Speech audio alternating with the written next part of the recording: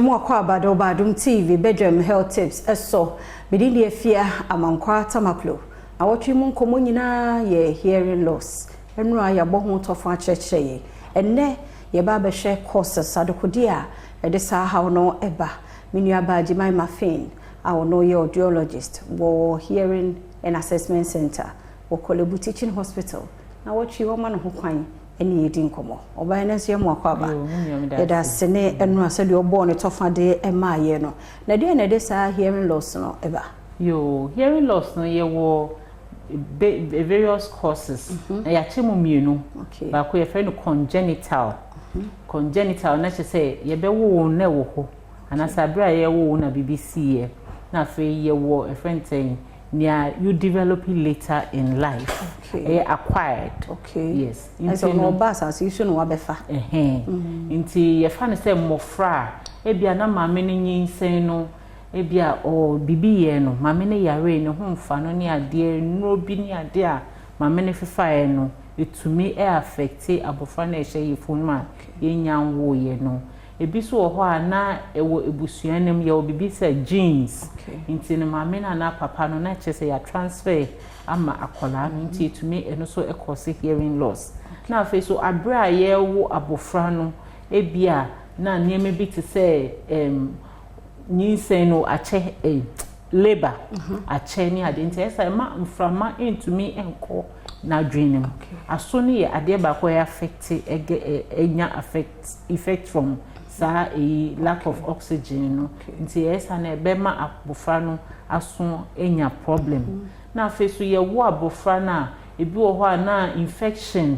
ni ade ebi amame no onya infection bi na wa transmit ama abofra no itumi affect akola bi onya jaundice anaso bi wo ye wo no preterm kitikiti kwa nti bibi ebema wa call intensive care no dispose to and expose to infection to hearing loss. Yes. Nti hearing loss na say won take kasa na won to men kasa na. Na say wadetin abafom. Yo, wadetin bafom. Nti ye wo levels. Nti there's no way because so be on tissue kwamo a omoye mumun kwa ye kan in quotes you see word mumun but just obi an adetin wo from kwa no plain to a otumi sense nti be kasa ohun say nkola wo school for the deaf almost e san say vibration any enyum no anoden no omotumi esa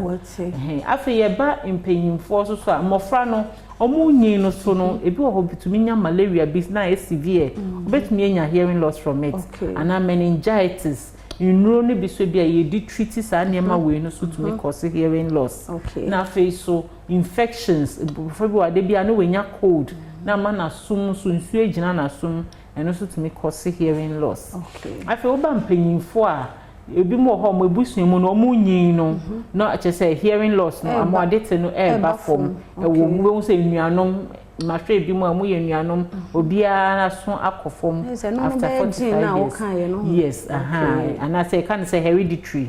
yes na face so ejuma ye bi mo ejuma mo ye obekọ no obo ade konkon welders ni ade na noise obi also an ejuma industrial work say noise no do so one share hearing protection na it may edewaso no eba form na face so inro antibiotics na dia ye fa yen doctor trauma na yakoto na enum nyina etumi ema yaso no eba form me dey ho no ye event saying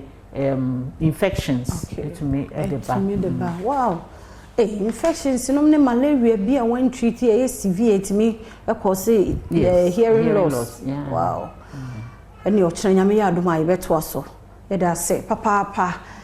madam Jimaima Fin audiologist or Kolebu nti ono de just oba Kolebu ha said ye kan ye bobo so kakra yi unhunu bi wo ho ana wo ma ho a fa ne bra ha ne mum fa sedama endpoint homeopathic clinic na daroma ina nkomo so eba so e mema ne bra be check your prostate ni sisi oba nso infections e bia ne ye kan ko endpoint ho check am free and our friend was 0244867068 ochna se ye won kwane ahodene a ye be say